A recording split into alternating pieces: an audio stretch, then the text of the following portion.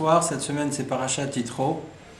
La Parasha nous dit que Yitro, le beau-père de Moshe Rabbeinu, a entendu ce que Dieu a fait aux Béné Israël, de les avoir sortis d'Égypte, d'avoir fendu la mer Rouge, et aussi il a entendu la guerre de Amalek contre les Béné Israël. Et donc Yitro, qui était un prêtre étranger qui a servi tous les cultes étrangers, a entendu un appel d'en haut et il est revenu, donc il s'est converti au judaïsme, il est revenu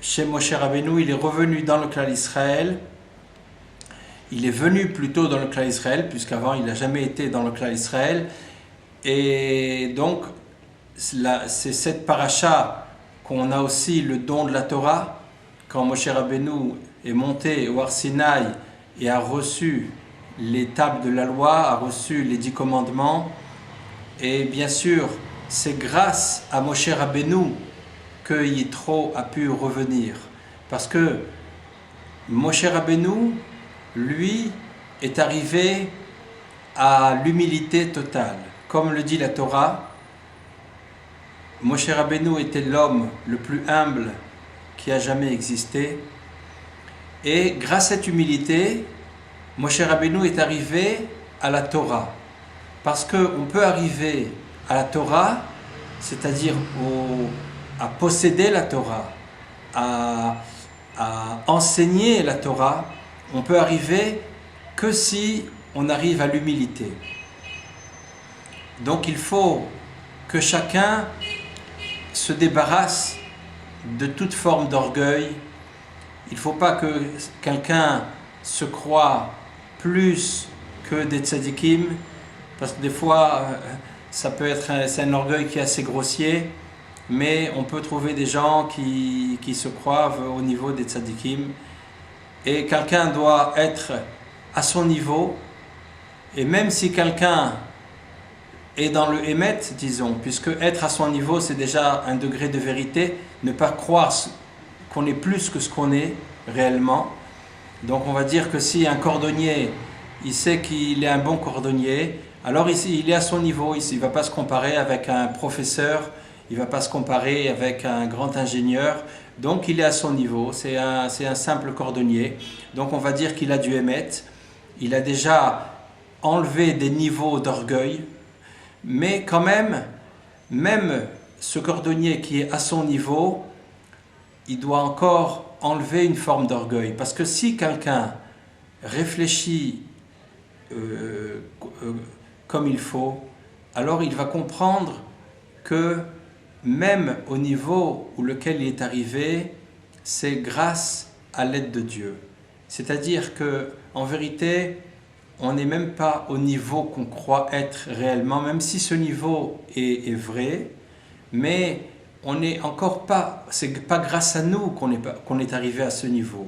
Et très souvent, si ce n'était pas Dieu qui nous aidait dans les choses les plus simples, même apparemment, des choses simples qui réussissent, on croit que ça réussit, mais en vérité, il n'y a rien qui se fait tout seul. Et dans la réussite, la main de Dieu est là. Et donc un simple cordonnier, s'il réfléchit profondément, sérieusement, il peut arriver à constater qu'en vérité, il est moins qu'un cordonnier. Et s'il arrive à être un bon cordonnier, c'est parce que Dieu l'aide. Et ce niveau d'humilité, donc c'est-à-dire que maintenant ce cordonnier, il arrive à la vérité, c'est-à-dire qu'il arrive à s'estimer comme s'il n'était même pas arrivé à ce niveau d'être un bon cordonnier. C'est-à-dire, s'il se connaît vraiment, il dit, mais en vérité, si ce n'était pas Dieu, la main de Dieu qui m'aidait, de moi-même, je ne serais même pas encore au niveau d'être un bon cordonnier.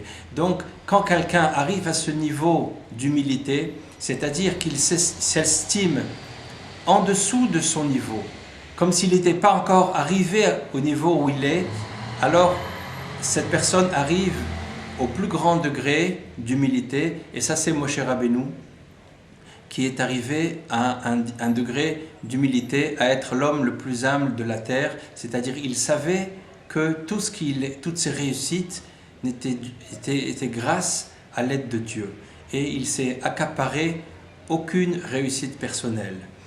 Et quand quelqu'un arrive à ce degré d'humilité, alors quelqu'un arrive à la Torah. C'est pour ça que Moshe Rabbeinu, dans cette paracha, il est arrivé à la Torah, il est arrivé au don de la Torah. Et c'est pour ça que Yitro a entendu.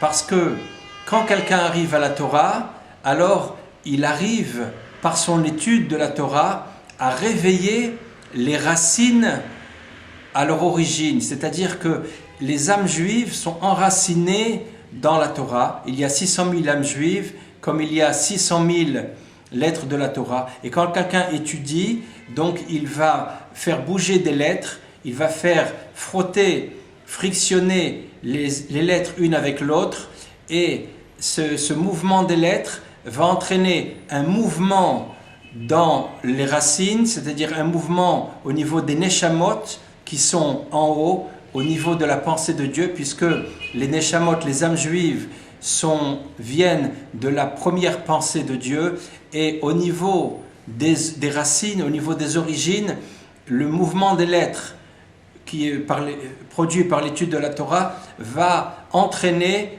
un étincellement des racines une par rapport à l'autre, et il va y avoir une lumière au niveau des racines, au niveau là où les âmes juives sont enracinées, et cette lumière va créer des âmes de prosélytes. C'est-à-dire que les prosélytes proviennent de l'étincellement au niveau des racines qui est produit par l'étude de la Torah des tzadikim. Et aussi, cet étincellement au niveau des racines va aussi réveiller un mouvement de tchouva, un mouvement de Baal et tchouva, un mouvement de retour. C'est-à-dire qu'il y a des juifs qui ne servent pas encore le Créateur, des juifs qui sont, on va dire, en dehors de la sainteté, et comment faire pour les ramener?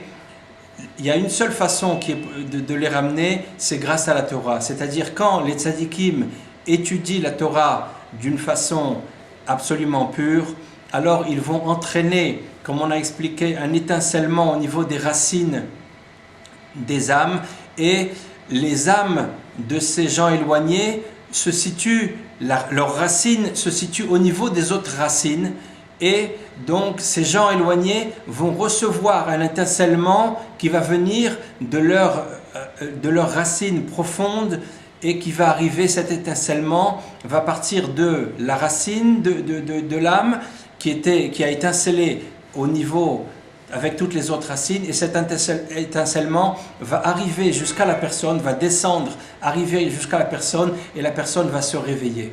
Et c'est ainsi que la personne va venir écouter des messages de Torah, et donc la personne va pouvoir revenir vers Dieu et passer de l'extérieur dans l'intérieur. Elle va rentrer à l'intérieur du clan Israël. Et quand quelqu'un qui était à l'extérieur, que ce soit un prosélyte ou que ce soit un Baal Tchouva, ce sont des gens qui étaient à l'extérieur, ils vont revenir vers l'intérieur, alors ces gens vont élever l'honneur divin.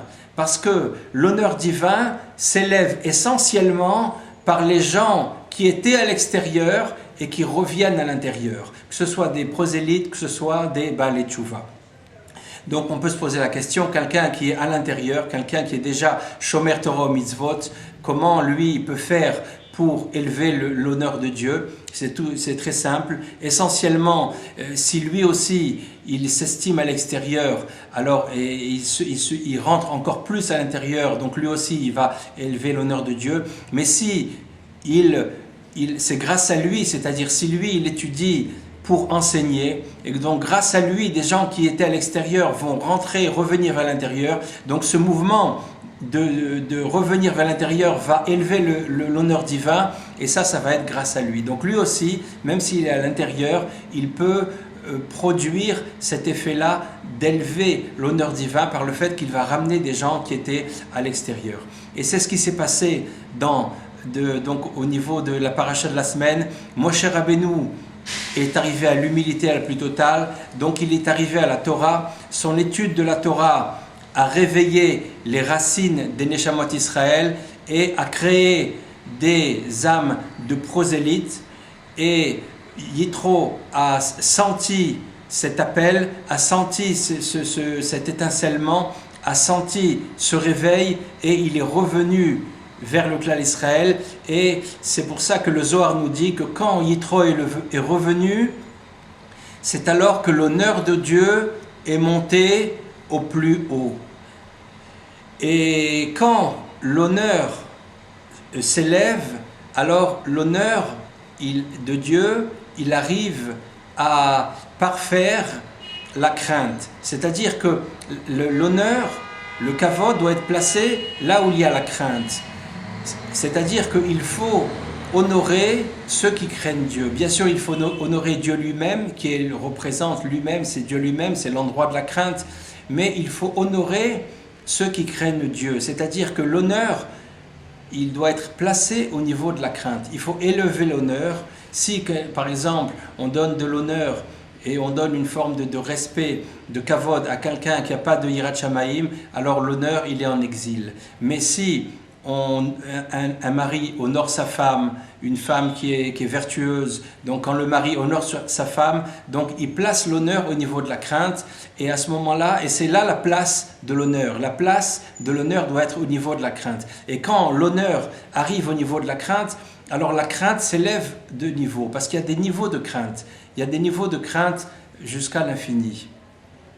Et la crainte représente la perfection, puisque c'est marqué qu'il ne manque rien à ceux qui craignent Dieu, et la perfection veut dire shalom, veut dire paix. C'est-à-dire qu'en hébreu, la paix et la perfection, c'est le même mot. C'est shalom, qui est un synonyme donc de shlemut, de perfection. Donc quand on arrive à la crainte, on arrive à la perfection, et donc on arrive à la paix. Et donc le fait que Yitro est revenu, a entendu cet appel, cet étincellement, grâce à l'étude de la Torah de Moshe Rabbeinu, et est revenu dans le clan Israël, il a élevé le kavod au niveau de la crainte, et donc la crainte s'est élevée, et on est arrivé à un plus grand niveau de crainte, et donc on arrive à un plus grand shalom. C'est pour ça que Yitro est venu manger du pain avec tout le Moshe Rabbeinu et tout le clan Israël. Donc bien sûr il y avait une grande paix qui s'est dévoilée à ce moment-là, et c'est ce qui se passe aussi au niveau du Shalom Bayit, c'est-à-dire que la femme représente le corps, si on veut dire. De la même façon, dans une personne, il y a l'âme et le corps. Donc le corps doit s'annuler au niveau de l'âme, et quand le corps s'annule pour servir l'âme, alors on arrive au shalom. Quelqu'un qui n'arrive pas à une paix intérieure, c'est parce que son corps ne sert pas son âme. Le corps, l'âme veut prier, l'âme veut étudier, l'âme veut faire des mitzvot, et le corps est là pour la servir. Quand le corps ne veut pas aller au Beth Knesset, ou quand le corps ne veut pas aller au Beth Midrash, alors il y a une dispute entre le corps et l'âme. Le corps ne s'annule pas devant l'âme et ne veut pas servir l'âme pour que l'âme fasse ce qu'elle doit faire. Et donc, quand il y a un shalom, quand il y a la crainte de Dieu, alors le corps s'annule devant l'âme et sert l'âme, et l'âme, en retour de ça, elle-même, elle guérit le corps. Et